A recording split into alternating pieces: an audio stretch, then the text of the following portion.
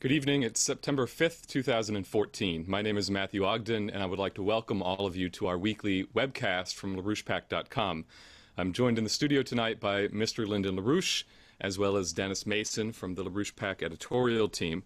And I'm going to begin tonight's proceedings by reading a release that was just published today, earlier this afternoon, from Executive Intelligence Review. This is available currently on the LaRouchePack website, and it's titled, "Another Saudi Cover-Up Scandal Revealed." Now, let me just preface this first by saying that, as people know, next week marks the 13-year anniversary of the September 11th attacks of 2001. And there are a number of key events that are scheduled in Washington, D.C., which will serve to continue to put the focus squarely on the Saudi role in funding and creating not only the terrorist organizations that attacked the United States in 2001, but also the organizations which are now sweeping across the Middle East and seizing territory in Iraq, Syria, and elsewhere, such as ISIS and other groups. A press conference is scheduled for next Tuesday on HRES 428, the bill ordering the declassification of the 28 pages of the 9/11 Joint Inquiry Report, sponsored by Congressman Jones, Massey, and Lynch. And also there will be a Senate Judiciary Committee hearing next Thursday on the actual anniversary of the attacks on the so-called JASTA bill, the Justice Against State Sponsors of Terrorism Act, revoking the sovereign immunity status of foreign state sponsors of terrorism, including Saudi Arabia. Terry Strada, who's the national chair of the 9/11 families, said today, "We need to go after the people that were behind 9/11. Al-Qaeda was only the hired hitman."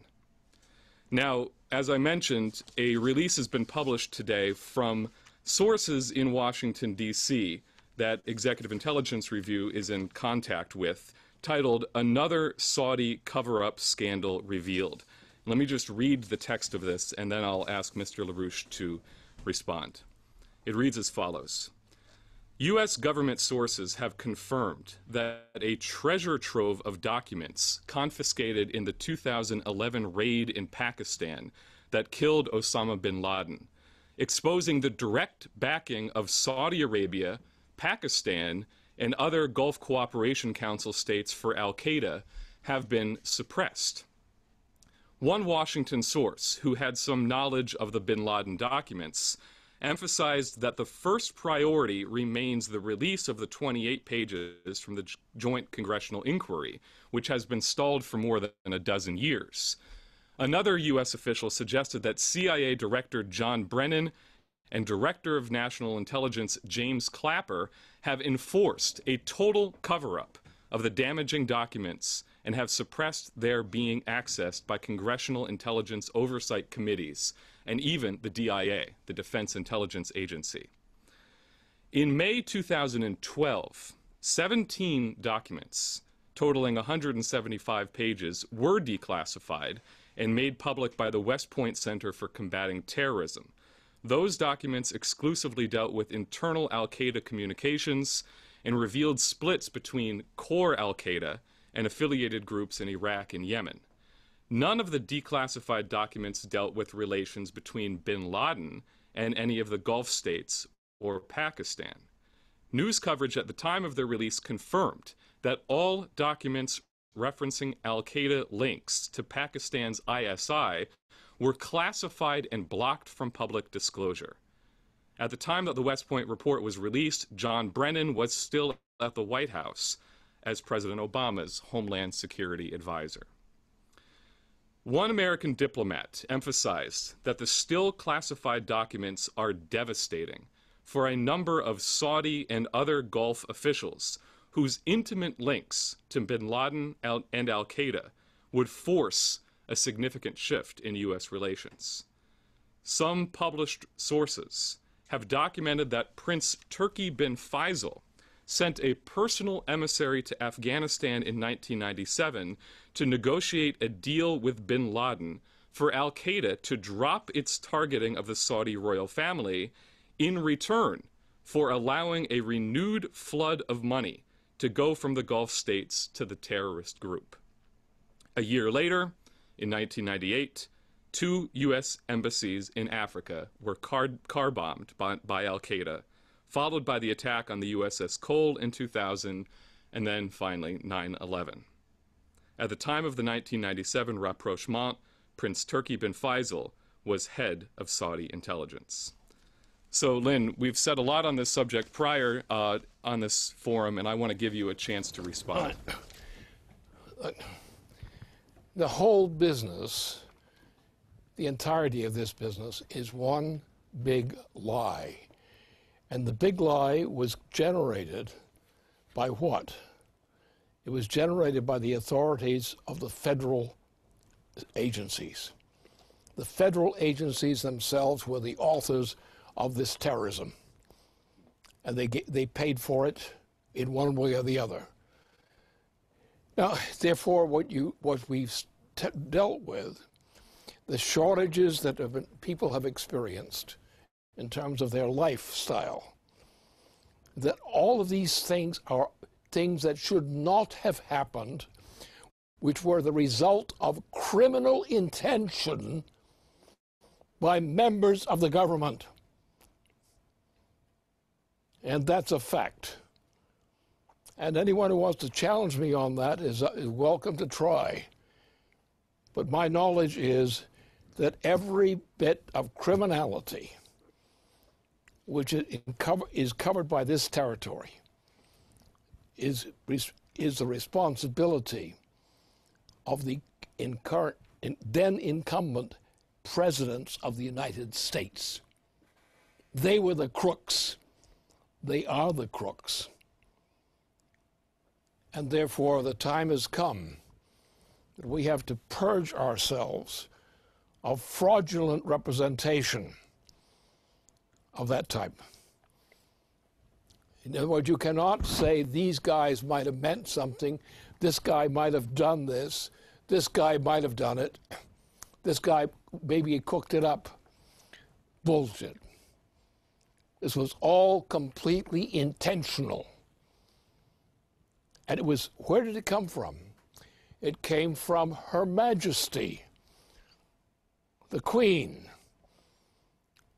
And where did the Queen get her accomplices? She was her own accomplice. And the Saudis were also accomplices of this. They were all, and are all still, criminals. And the United States will not be free, will not be a free people until we put these people, or a good number of them, into prison where they belong.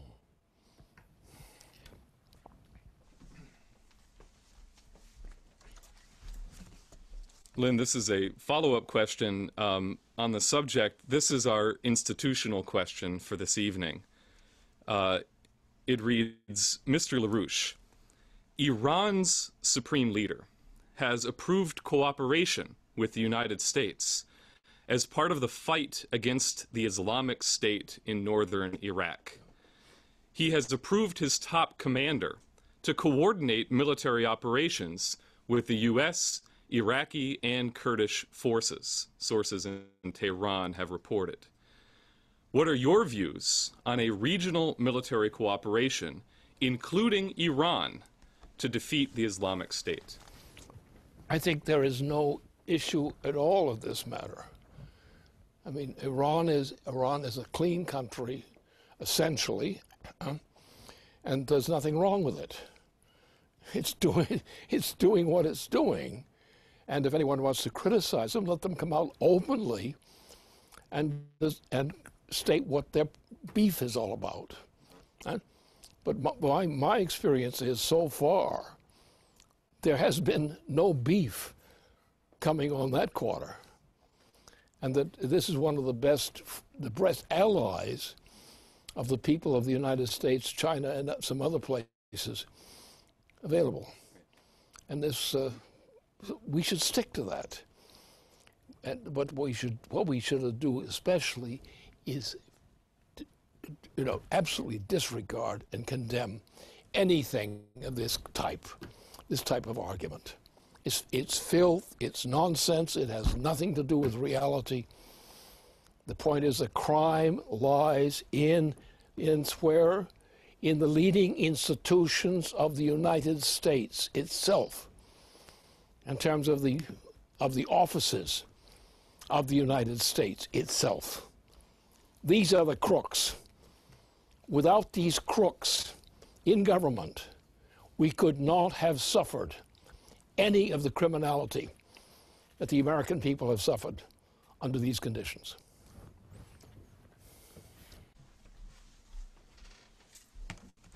Well, speaking of crooks, Barack Obama was in Estonia this week and spouted really what amounts to a criminal denial of reality. If anybody was an objective psychological analyst, they would say that this fellow was having a psychotic episode in terms of how unreal, how egregious his falsehoods were. One would think that he came directly out of Lewis Carroll's Alice in Wonderland.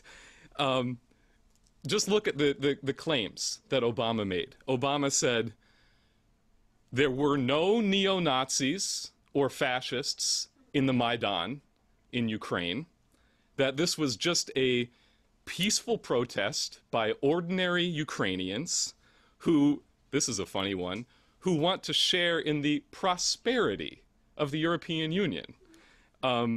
Now, as Pat Lang commented this week, he said, really? Obama must think that right sector is just some Rotary Club type social club. Obama then claimed there was no coup. There was no armed seizure of power.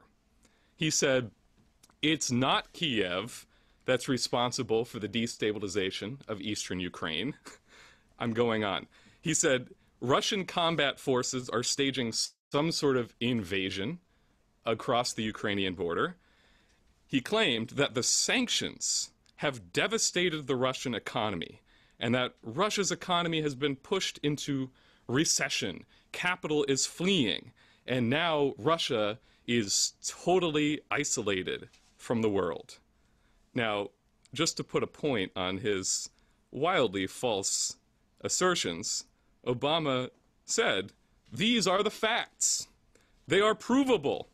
They are not subject to dispute. Just like Syria's alleged use of chemical weapons, or how about Saddam Hussein's weapons of mass destruction? So, at the same time, NATO has been in a mad push to provoke thermonuclear war. At the summit this week, they are lowering the threshold for triggering Article 5. They've announced the creation of a British-led rapid response force to deploy against Russia on an 8-hour notice. And they've announced conducting nonstop maneuvers on Russia's borders through the whole month of September. Now, Lynn, what your response to this earlier this week was, you said that NATO is being steered by the British. As you just said again, the culpability is the British Queen, and they're highly vulnerable. And you said they had better not attack because Russia will respond, and the response will not be what the British are expecting. So can you elaborate? It's not just that. It's much better. Let's take China, all right, case. Let's take Russia included. Let's take other parts of the process included. What's the answer? The answer is that the British Empire, from the Queen on down, is evil. Always has been evil. Huh? The same thing has to be said of the same crowd. They're pure evil. They're pure evil. They're not to be treated as honorable citizens. They're not. They're crooks and thieves and murderers. and especially murderers. I think probably the British system has more credit for murder, including mass murder, than any other institution on the planet. And people should look it up. That's a fact.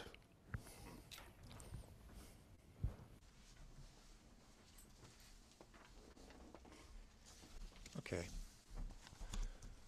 On the subject of mass murder by policy, I want to address something that we've discussed on this broadcast earlier this year, which is the question of the food crisis. Now, when we discussed it earlier this year, we were talking about the rail, that our capacity is increasingly being diverted to running supplies for shale fracking, to the effect that agricultural supplies and products are not being moved in a timely fashion. And I should mention at the beginning here that states such as North and South Dakota, Minnesota, Wisconsin, they all rely on rail. In particular, they rely on Burlington Northern and Canadian Pacific, which are owned by Burlington's owned by Warren Buffett, and Canadian Pacific by Bill Gates. And both of these lines give priority to the financially profitable, but really morally and physically bankrupt and criminal products of fracking.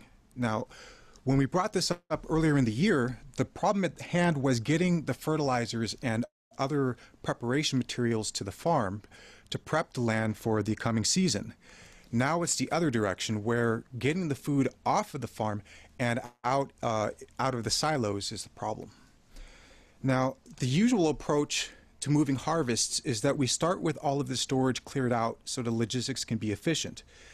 Now, at this point today, because of the earlier disruptions in rail traffic, there are many places where it has been impossible to move the grain from storage.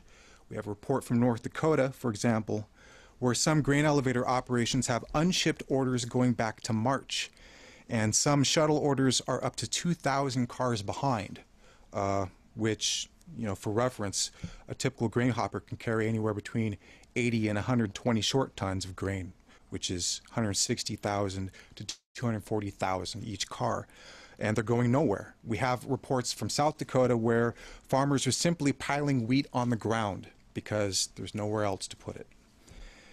Now, those are a couple of physical anecdotes. Financially, rail companies are charging silo operators an extra $2,000 to $3,000 a year above the normal operating costs to unload and ship from the silos.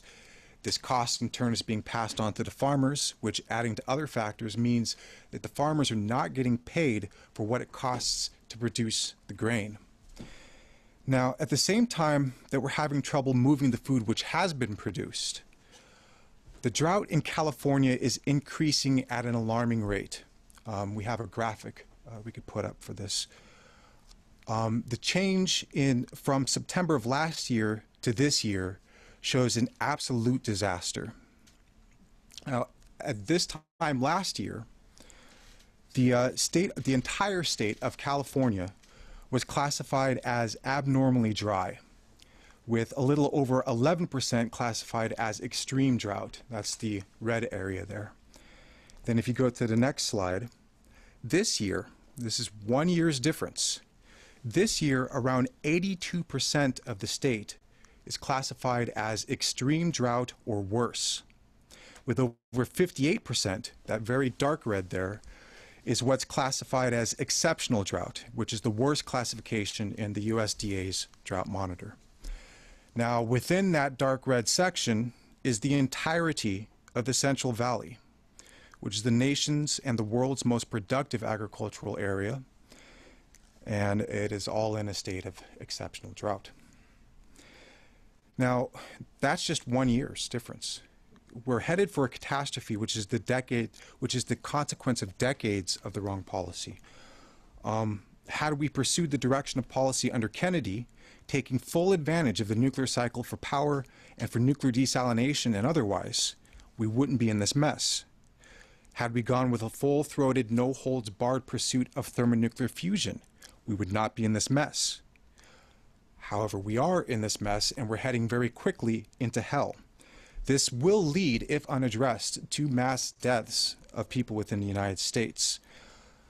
And the damage which has already been done and which is continuing will take a long time to rectify. So my question for you is, what is the most efficient solution to this crisis overall? There is no efficient solution to this crisis. We should not kid ourselves on this issue. What we have to do is we have to change the characteristics of the entire U.S. economy. Change them fundamentally. Now let's take the southern half of this region. There's no hope for the region. Southern California, there is no hope.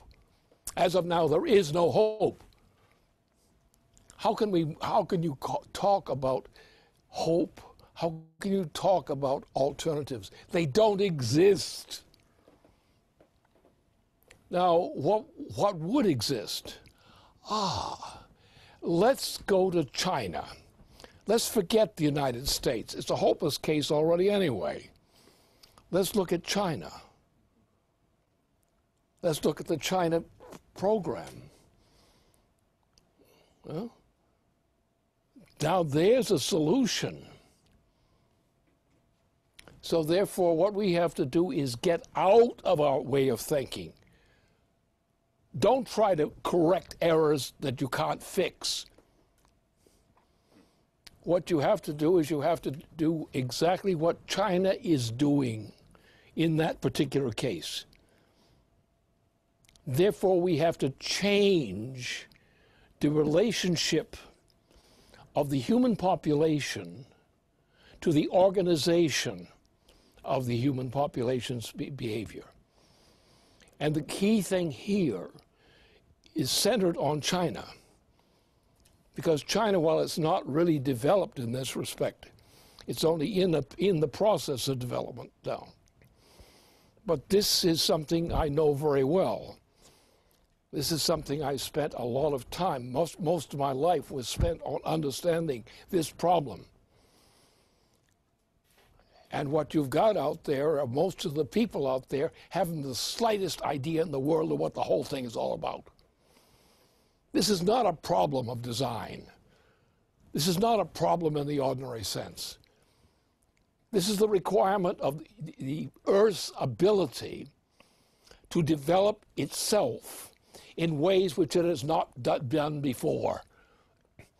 And what we have in China, in the little areas that they're doing these experiments with the moon shots and things like that, they are showing the pathway to developing a new method of organizing the solar system.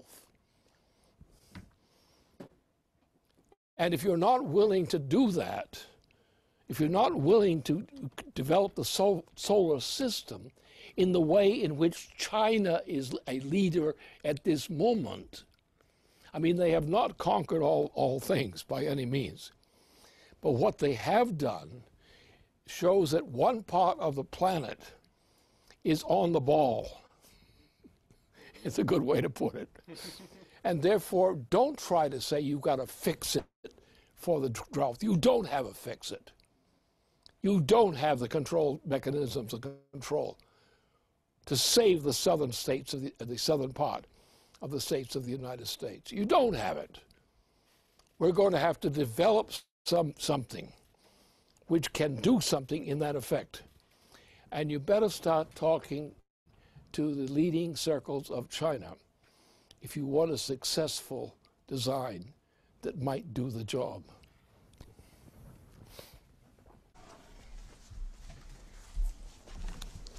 Well, I know somebody who has been in China this week. Your wife? Yes. Helga has been in China now for close to 2 weeks. And, you know, we reported last week she participated in a major conference on the Silk Road policy.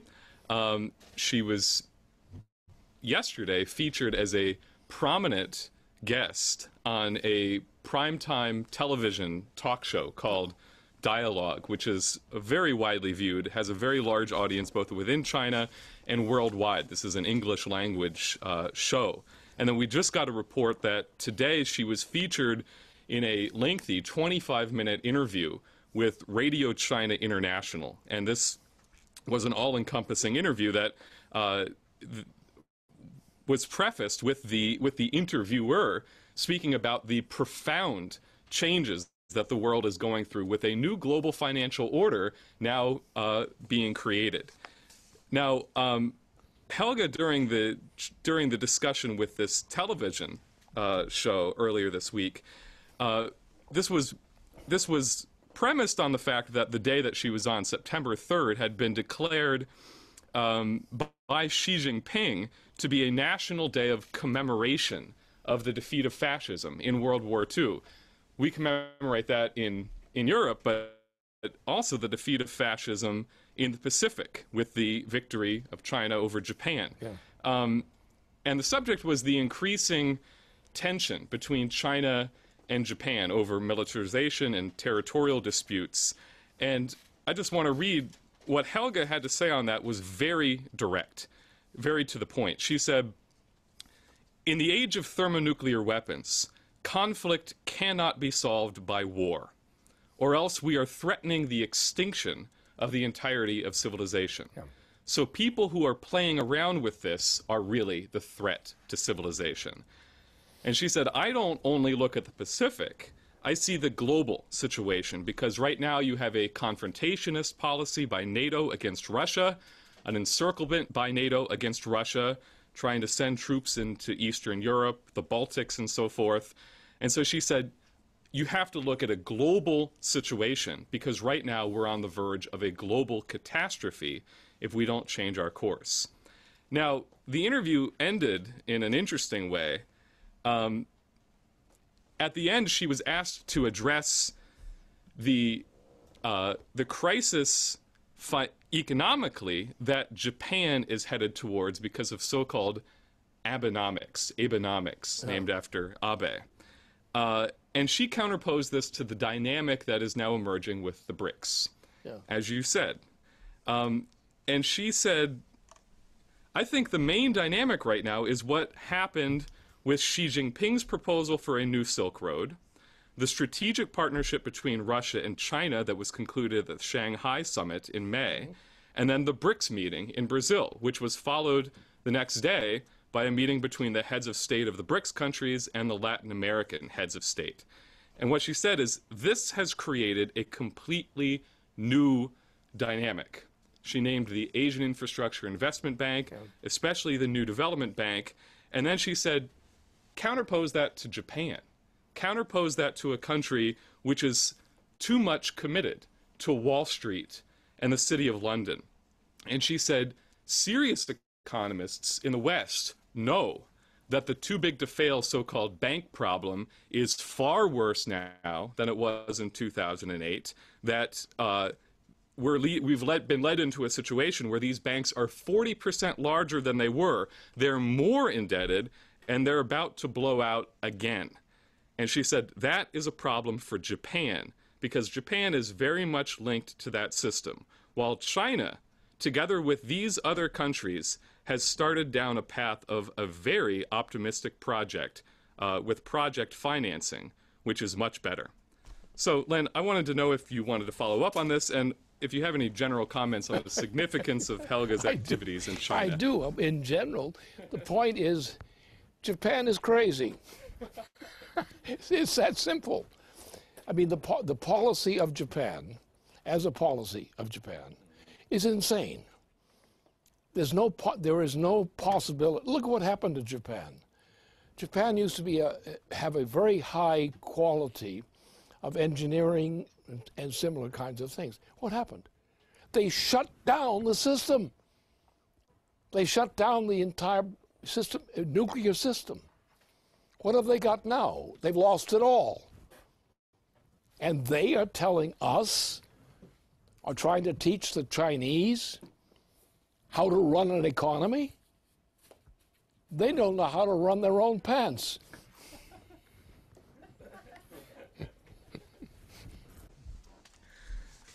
I want to ask one more question that just came from, it was sent in from a fellow who currently lives in Germany, but he's Ukrainian by birth, and he's been following very closely the work of both you and Helga, and also was helpful as a translator when Natalia Vitrenko visited Europe and went on her tour. Very good. So he says the following. He says, "Dear Mr. LaRouche, do you share my assessment that because of the success of the resistance in Donbass, eastern Ukraine, we are entering the real dangerous phase of the Ukraine conflict, where we're seeing an ever more propaganda war against Russia, filled with lies about a Russian invasion of Ukraine, etc. However, it looks like the days of the Kiev regime could be numbered. This would mean a defeat for the U.S. government, which they are not ready to accept. My question is, how real is the danger that NATO, in fact, intervenes in this conflict? How can we, in Germany, prevent a third world war?" Well, it's very difficult just to prevent a third world war arbitrarily. But what my estimate is, on the basis of the facts available to me, that this whole system, from the British system as such, Cameron and Company on down, all the way through, is bankrupt, hopelessly bankrupt. And there's damn little they can do about it, because events themselves will eliminate them from all functions except that of a curious curiosity.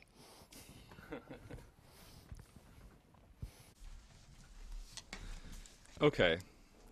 Now, this might be a little bit of a surprise, but as people might have been watching our discussion here last Friday, coming off of the report that Jason Ross and others did the previous Wednesday on the New Paradigm show regarding the Prometheus principle, I think we have certainly created a completely new idea for people to understand what their responsibility as human beings is.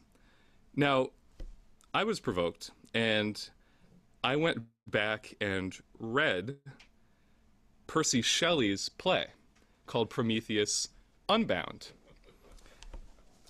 And this might be a little bit difficult, but I want to read a short passage from the play where Shelley describes the Prometheus story. As people remember, Aeschylus, the Greek playwright, wrote Prometheus Bound, where Prometheus himself describes what he did to save mankind from Zeus. This is Shelley's version.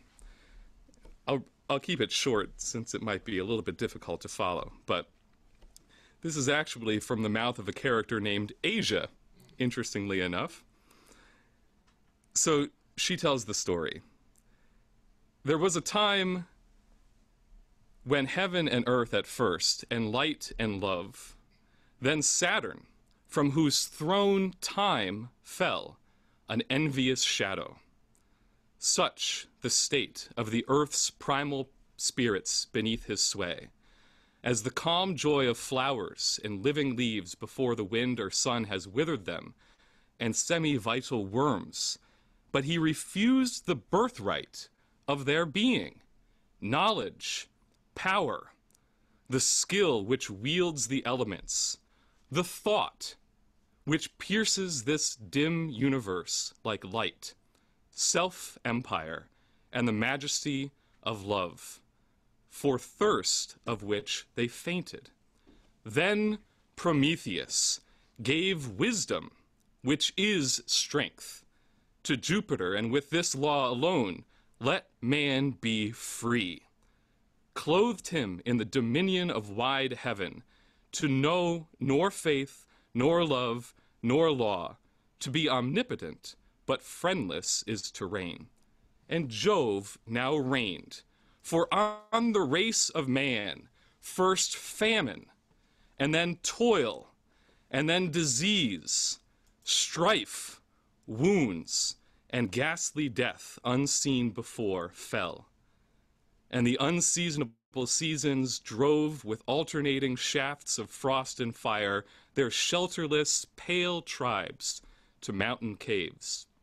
And in their desert, hearts fierce wants he sent, and mad disquietudes and shadows idle of unreal good, which levied mutual war, so ruining the lair wherein they reigned.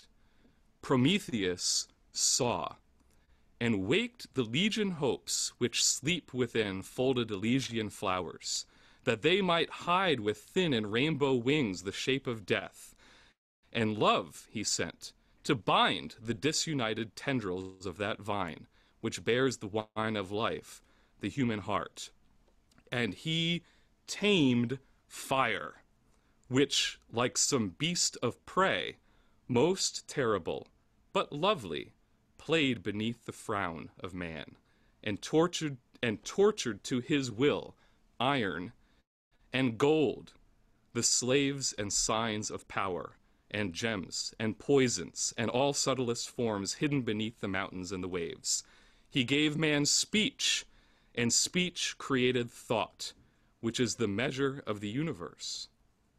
And science struck the thrones of earth and heaven, which shook but fell not, and the harmonious mind poured itself forth in all prophetic song, and music lifted up the listening spirit until it walked, exempt from mortal cares, godlike over the clear billows of sweet sound. I'm going to stop there, but I think you get the idea. And I recently had the opportunity, Lynn, to go back and read a paper that you wrote several years ago, maybe 15 years ago, called Prometheus in Europe. Yeah. Where you tell the story of your own encounters as a young man with Prometheus, with the poem by Goethe, Yeah. and your struggles with discovering how to recite this poem, and your experience of going through progressive stages of understanding the true significance of the personality of Prometheus. Yeah. And you said something very interesting in that paper. You said how man views his gods is telltale of the culture which man understands. So you said earlier in the webcast tonight, man has to rise to a higher understanding of his self. There are no shortcuts. There are no gimmicks. And I want you to address that. In short, to make it short, in a few words, Goethe ends his whole thing with a statement. Hier sitz ich, former Menschen nach meinem Bild, ein Geschlecht, das mir gleich sei, zu leiden, zu weinen und so weiter.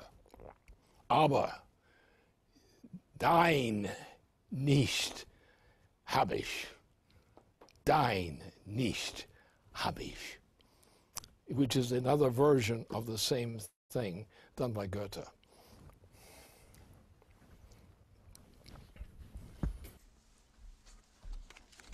And forme Menschen nach meinem Bild, forming men according to my image. Now, the other thing that I was very provoked last week was the emphasis that you put on a new conception of mankind and a new system of government that has to emerge on this planet. Yeah.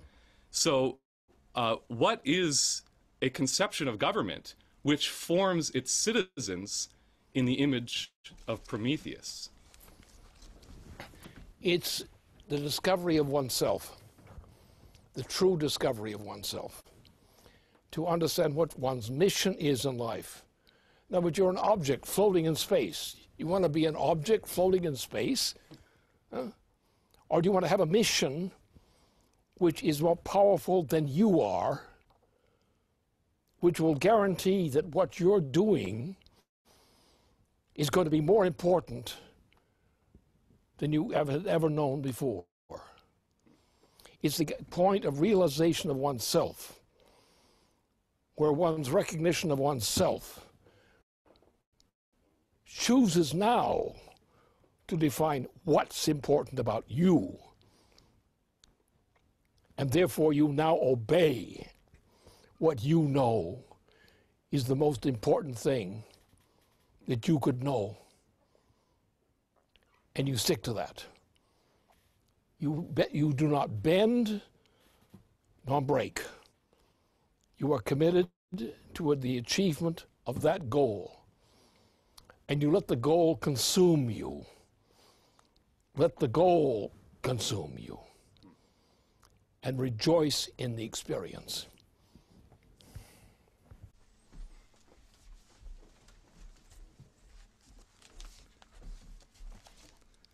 Well, I think as we are on the eve of your 92nd birthday, Lynn,